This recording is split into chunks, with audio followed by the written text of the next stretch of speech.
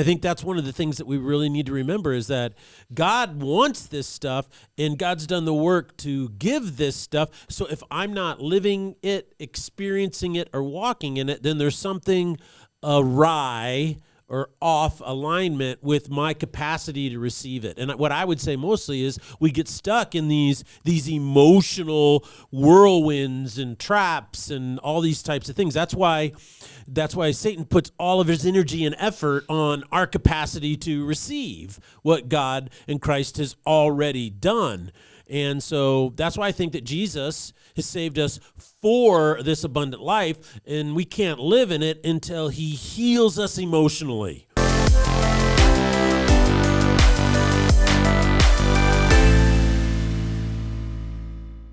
Ladies and gentlemen, welcome to the Salty Pastor Podcast, a podcast dedicated to helping you learn and grow in your faith. It is a journey that you must do. It is not something you can order out for, have delivered, or trained up for you, but instead it is something you have to put the hard work in to understand what you believe and why you believe it. But we can come alongside you to help encourage you, to challenge you, and to help you learn critical thinking skills to help you deepen your faith. My name is Jesse Maher. I'll be your host, and we cannot do the Salty Pastor Podcast without the Salty Pastor himself, Dr. Douglas Peake. You know, this weekend I got a automated phone call from the pharmacy that said, you had a refill coming up. Okay. Do you want it to be refilled? I said, hit one to say yes. So I say yes. And then they call me the next day and say, hey, you need to come pick it up. And then I forgot. So the next day they sent me a text saying, we're open from these hours and blah, blah, blah, blah, blah. And I thought, man, I need to get on the Salty Pastor pod track for my prescriptions because I'm not doing it myself. You're not doing it yourself. The automated machinery is doing it all for you. The AI is doing it for you. That's right. That's a problem, man. When it comes to your faith, AI can't do it for you. No, it can't. It can do a lot of things these days, but that's not one of them. I am looking to see the first AI-driven religion, though. That seems like it could get pretty rowdy. That'll get pretty crazy pretty fast. Yep.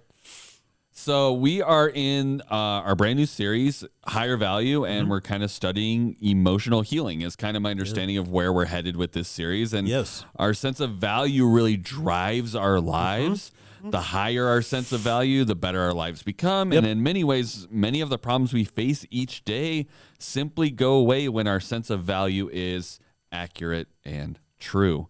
Last week, we studied how Satan puts all his effort into leading us away from developing this deep foundation of value at the spiritual level in our souls. He does this through emotional dysfunction, and in order for me to experience my true value, I must be healed emotionally. Yeah, that's really, Jesus came not just to save us from things, but to save us for something. And so there's a process of healing, and there's a process of growth and restoration and maturation. This is one of the things that he saved us for, is this sense of higher value. And the reason we called it that is because the sense of value is that foundation on which all of the really great things in Christianity start to happen to you. We took this quote from G.K. Chesterton out of his book Orthodoxy, where he says, there's certain order and rule to Christianity that has the chief aim to let loose or run wild all the good things. So it becomes like Paul said in Ephesians, he says, God will do exceedingly and abundantly more than you could ever imagine. So it's abundant, it's exceeding my own expectations. So it's really where all the good stuff happens in your life. So this is definitely an upstream concept, and that is, if I get my sense of value correct, if it's accurate, and it's not something I'm trying to manufacture on my own, then I'm going to be able to receive, experience, and live in all the blessings that God has bestowed upon me in Jesus Christ. As Paul said to the Ephesians, he says that we have every spiritual blessing in heaven. So I think that's one of the things that we really need to remember, is that God wants this stuff, and God's done the work to give this stuff. So if I'm not living it, experiencing it, or walking in it, then there's something awry or off alignment with my capacity to receive it. And what I would say mostly is we get stuck in these emotional whirlwinds and traps and all these types of things. That's why Satan puts all of his energy and effort on our capacity to receive what God and Christ has already done. And so that's why I think that Jesus has saved us for this abundant life, and we can't live in it until he heals us emotionally. And he heals us emotionally by hitting us with the upstream concept of value. You really need to think and develop and understand your value in me.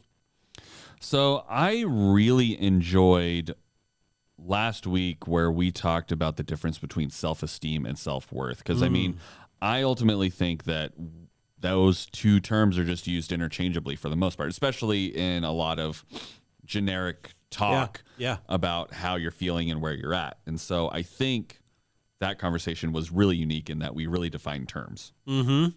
Yes, and we really kind of drove home the point that self-worth is different from self-esteem in that self-esteem is something that originates within you, right? So self-worth, though, is a value proposition about who you are. It's something that assesses your value from outside of you.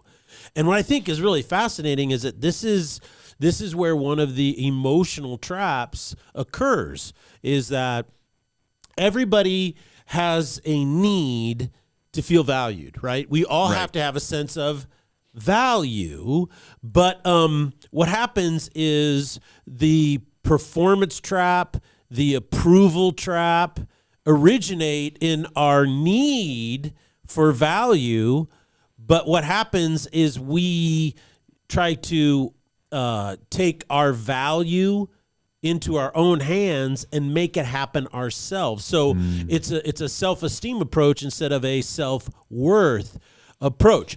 In these traps that we can fall into, I'm kind of using the categories that McGee came up with in his book, Search for Significance. They're really, really good. It's a great book to read. It's a supplementary material. So this, I think, is a perfect example of how Satan works. What he does is he can't create things, and so he can't create things in your life. But what he does is he takes all that has been created and he can corrupt it. Okay, so that's what's really important to understand. And so what he does is he takes your natural emotional drive, a need in your soul for self-worth, and then he twists it by saying, oh, it's up to you now in order to fulfill this emotional need. And you remember when we studied last week about the Garden of Eden, and Satan was, hey, you can't trust what God says. And did he actually say that? Is that what he meant? And that's how he deceived Eve. And in the same way, he's doing the thing is that, well, you can't trust God to meet this deep-seated emotional need for value and significance in your own life, so you better take it into your own hands. So instead of seeking the fulfillment of this from Christ, we seek it in our own performance, or we look to the opinions of others to validate ourselves, raise our value. The performance trap is all about success and failure. And when self-worth is based on your external factor of success or failure, the fear of failure becomes rooted in your subconscious and drives our decisions. See, this is really important. See, is that, okay, I know I can't, self-esteem is just how I feel about myself, but self-worth is, do I believe, right, what this external thing says about me? Okay, so Satan uses that as a trick. So instead of trusting God to be the one who determines my value, I look to my external performance. You see? Yes. And by that slight shift, it creates all this emotional trauma in your own life. Same thing with the approval addiction. Approval is about acceptance versus rejection. You know, nobody likes rejection. But if our self-worth is based on the opinion of others, as opposed, which is external, as opposed to God's opinion, which is external, then what happens is our self-worth now is what? Askewed. So our value goes down. And when we do this, it produces all kinds of traps, and these traps have all kinds of impact emotionally in our lives. So I think this is where things get really interesting. The world as a whole kind of boxes everything, your emotional struggles and actual physical, mental health things, all as this generic term of mental health issues, right? Mental health. So there's people that struggle with actual hormonal imbalances that cause things in their brain that are actual mental health issues. But then we kind of do the same thing with the self-esteem, self-worth. People just start interchanging these things and they start saying, well, these emotions, they're also mental health. And while they may do that because emotions exist in our brains, and so they're like, well, that's technically mental health because that's where they come from, and they don't exist outside of our bodies. They're not like something physically that we wear on our sleeves, even though there's that phrase. Yeah. I think what is interesting is the point you seem to be bringing up is these emotional issues, not actual biological mental health issues, but these emotional issues we deal with are really based on these truth statements that we tell ourselves that impact our response to situations. We talked about viewing things through a lens, right? Yes. And that lens of who we believe we are and what our value is affects how our emotions then play out from there. So my question is this: if we have inaccurate perceptions of our value and it causes us to fall into these traps that you just listed out, the approval addiction, the performance trap, things of that nature. What is the result emotionally from those traps? Well, there's a lot that are listed out. One is pride. When our self-worth is based on performance and we perform well, it gives us an inflated view of ourselves, right? We can get pretty inflated pretty quick, you know. But the other thing it can produce in us is depression. Okay. Constant failure creates disappointment. You know, you get disappointed in yourself. What you do is like, well, in other words, if my value is based on my performance and my performance is poor, you like, I'm not even going to show up for the kickball game on the playground because no one will pick me to play. So it can create chemical dependency. Major factor in the use of drugs and alcohol is to ease the pain and numb the fear of not just failure, but rejection as well. On the other hand, it can produce workaholism and addiction to success. It's like I'm only as valuable as my next deal or my next promotion, you know, kind of a thing. One of the biggest things that it does, and I see this particularly, I think, among young men, is sexual dysfunction. In his book, Search for Significance, McGee writes the following: the emotional trauma caused by failure can cause disturbances in sexual activity. Then, rather than experiencing the pain of failing sexually, many tend to avoid sex altogether. And this is why I think that pornography has become so prevalent in our society, is because it removes any potential for rejection, you see, in that event. There's a lot of other reasons why, but that's one of the reasons why. These emotional traps, the performance trap, the approval trap, produces hopelessness in a person's life. It gives you a lack of motivation, you know. Sometimes it's laziness. All of this comes out of a lack of hopelessness. Why try when you know you're going to fail?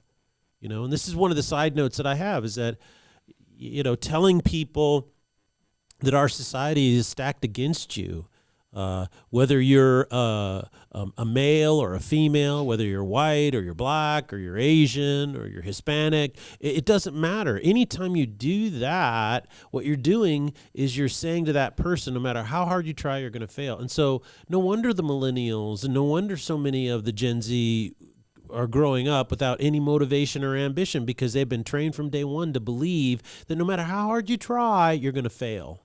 There's always this secret, you know, ghost out there that's stopping you from succeeding. So, you know, they, instead of turning them into activists, which is the Marxist ideology in our public education system, these kids are just saying, okay, then I quit. They just give up. So all of this then, in my opinion, culminates in the ultimate problem that these emotional traps cause, and that is you get angry, frustrated with Jesus. You get distant from God. You don't want God. You reject God because of all this trauma in your life. And I think it's really important to understand is that, the medications that you're on impact your emotional responses. And our position has always been is that medicine, particularly medicine today, started out of the church, and its advancements are a gift from God, and they should be employed. Even in the areas of mental health, people go on medications and things like that. It's a wonderful thing. But the medication isn't going to solve the root problem if you've, deep down, you've convinced yourself that your value is based on your performance or the approval of others. They could put you on an antidepressant that will level you out, but that won't cause or heal the core issue that resulted in that. And so Jesus wants to come in and he wants to heal you of the core issue. If that then heals you to the point you can get off the medication, that's awesome. Some people, though, are unable to do that. I think that that's an irrelevancy with God wanting to heal you. You know what I'm saying? He wants to heal you. They're separate things is what you're talking about. Yeah, they're separate things. There's people that have physical, mental health issues that they can't, they'll need to be on medication for the rest of their life. Yes. And that's fine. But you're talking about the emotional core of people that don't have that physical ailment. That he's, or even if they do, there's even still if they do, emotional portion that they can work they through. heal, and it doesn't matter. I mean, you can follow Jesus. We're all broken. Yeah, we're all broken. We all can grow. I mean, it's exactly like this, and that is that I had a heart attack, a real mild heart attack, probably 10, 12 years ago, and I go in and I see the doctor, and they come back, and he goes, "Okay, you have high." He goes, "You don't have high cholesterol. You just have all bad cholesterol." Okay. He goes, "You don't have a single good cholesterol thing in your body, and this bad." And so they diagnosed me with arteriosclerosis, which is a hardening of the arteries. And so this is going to kill you one day. And so by putting you on a statin, or by getting your cholesterol balanced out, is what he said, we can put you on a statin. We're going to fix that. And I said, okay. So I went on this crazy tear. My wife will just tell you about it. I mean, I took the stuff to change your cholesterol, to get the good stuff, lower your cholesterol, lower your blood pressure. And I was making my own granola. I bought a juicer, kick, huh? Oh yeah, I had this juicer that I was juicing every day. I made my own granola. I was eating blueberries and all these antioxidants and stuff like that, and smoothies and stuff. I was doing all kinds of stuff, and I did it for like 9 months. And I went to the doctor, and I was so proud of myself. I walked in there, and he pulled up my blood tests and everything, and he says, "How'd it go?" I go, "Man, doc, I've lost so much weight, and I've got all this stuff, done all this stuff. I'm so proud of myself." He goes, "Yeah, it didn't make a hill of bean difference." He says it didn't move it. And I go, "That's impossible." Because I read all this stuff on the internet that said if I did this, my cholesterol would change. He goes, "Look, some people are just genetically that way, and you can change your diet all day long. It's not going to change it." So he had to put me on a statin, right? Okay, that doesn't mean I'm lesser of a Christian because I'm on a statin. Doesn't mean that, because I take high blood pressure meds, that I can't follow Jesus. Right. It's the same way. I mean, if you're an emotional thing and they're treating you for that medically, that has nothing to do with the depth and the richness of your relationship with God. But there's a caveat there. Don't forget that doesn't absolve you from having to grow and mature in your faith, even though that is going on. And let God heal all the things he's healing. Because I also believe the other side of that is true, and that is some people say, "Well, I'm not since I'm on a statin, for high cholesterol, it fixes that, so I'm not responsible for anything I eat." Well, no, that's not true either. Right. I'm on high blood pressure medicine. I'm not responsible for managing my stress level and my anxiety. No, you're still not how that works. It doesn't work that way, and it's exactly the same thing. Just because you're being treated for depression or anxiety or these all kinds of things, that doesn't mean you can't serve the Lord, and it certainly doesn't mean that you should lower your value in the eyes of God, because if you do that, that's called self-recrimination. We'll talk about that in just a second. But the real issue has to do with the fact that it doesn't absolve me either from having to heal emotionally. So I'm glad you asked that, and we could clarify that. Yeah, I think it's just good clarity because I think, like you told your story on Sunday, there's people that could hear you say something. Yes. And then take it way out of context or take it way further off the line than you had anticipated. So I think just having that clarity is so important. Yes, because I think it can solve a lot of issues before they flare up for you, even though you are the salty pastor, so you're used to issues. But we don't I got us way off track. No, that's fine. We are on, it is a Tuesday, so we want to do some biblical study. So my question is, what is our biblical answer to all of these things you've brought up, these traps that we fall into, these emotional healings that we need to have? What is our biblical answer? Well, I think any time that we fall into a trap, there's a biblical answer. And the answer here is reconciliation. Last week I talked about how we're justified, right? This is reconciliation. In 2 Corinthians chapter 5, Paul writes to the Corinthians, he says, since then we know what it is to fear the Lord. And this is not how, this word sometimes is misunderstood. It's not, I'm shaking in my shoes, because God is coming after me. It's not a horror flick type fear. Right. What it is it means like I'm a pilot. I have a healthy fear of gravity. I also have a healthy fear of heights. Yes. I am very I say I'm very respectful of heights. Yes. And that's what that word here means. I'm very respectful of God. So we try to persuade others, he says, what we are is plain to God, and I hope it is also plain to you for your conscience.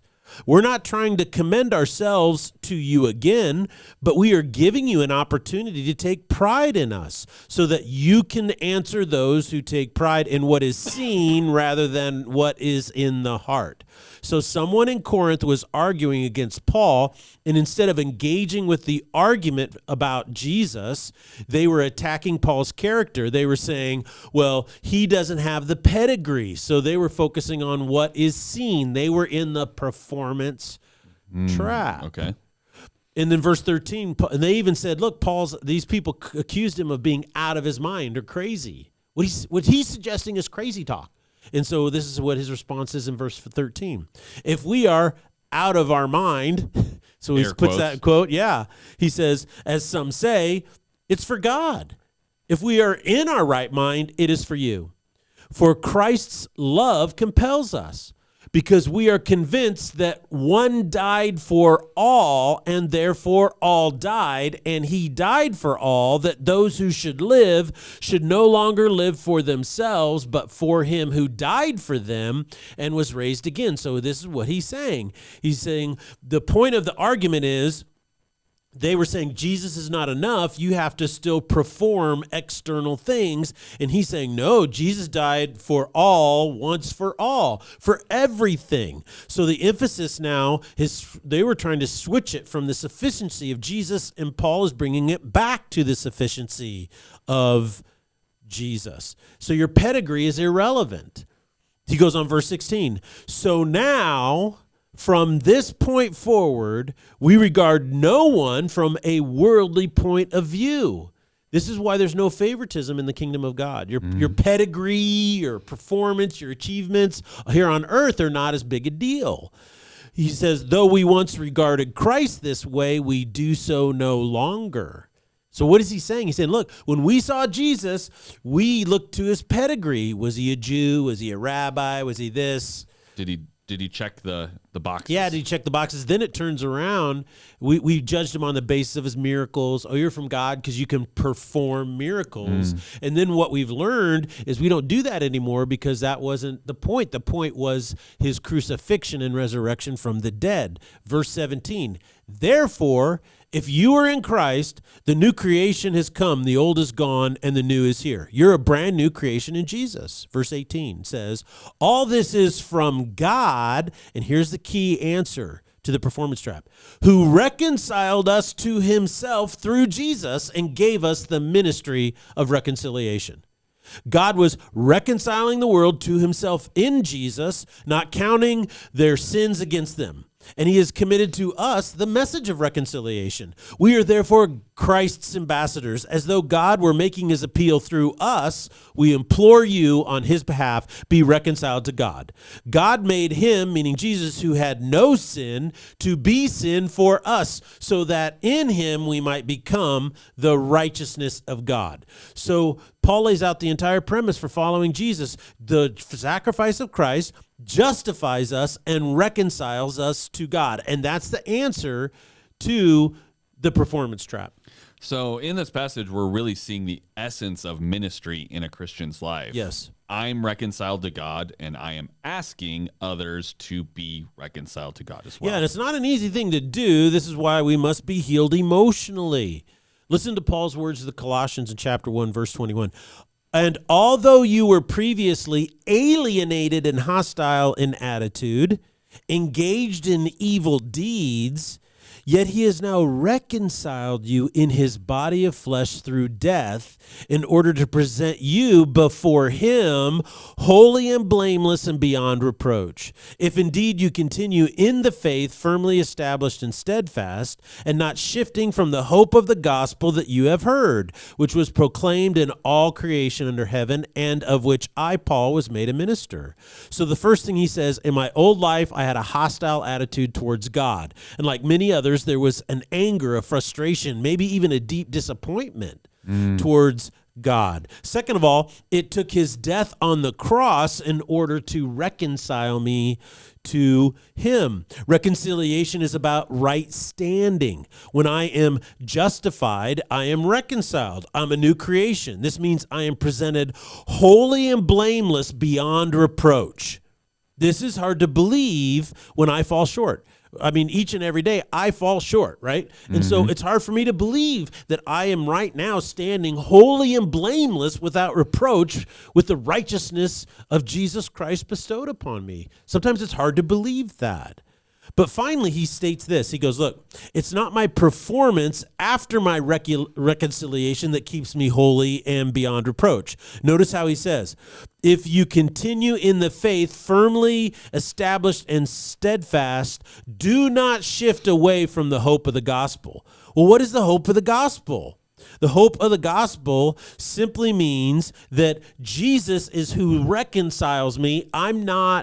I didn't get saved, and now I'm a moralist, and it's my behavior. I'm a really good Christian, and that's why God likes me. No, that's performance trap. You must stay focused on the fact that you're reconciled by Jesus Christ. This is why so many Christians get sidetracked in their faith. They come to Jesus in faith, they're reconciled to God, then they turn into legalists. They think it's their moral purity that is what keeps them growing in faith. When they pray to God and God doesn't answer their prayer, you know what they think is, what did I do wrong? What's wrong? Why is God upset with me? Right. See, this means your value, you need to go back and work on your value, because when you ask those questions, you don't understand your value. And that's how we get caught up in this performance trap. So the way to grow strong and mature in faith is to avoid these emotional traps that we can easily fall into. Yes. Why do you think it's so easy to fall into them? Well, I think it's because we live in a cause and effect world. I mean, this is our reality. You reap what you sow. Choices have outcomes. Good choices have good outcomes, and bad choices have bad outcomes. This is the point of parenting. You teach your children what? You teach them that they live in a cause and effect relationship. So we're hardwired to think that performance is the basis of our value, because we live in a cause and effect reality. And on one level, this reality, it is. Your performance matters. Just ask your boss, or ask your spouse. Right. I mean, how you act, guys, impacts your spouse. Directly related to your performance. Yes. Right? And so that is true. But what happens is this, is if cause and effect is not powerful enough to increase your soul sense of value. This is why God is so critical to mental health.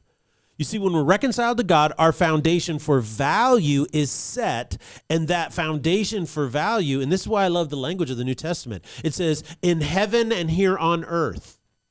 So where is our value established? In heaven and here on earth, in the spiritual and this material world, this time-space continuum. And it's that value that allows us to live in a cause-effect reality and prosper.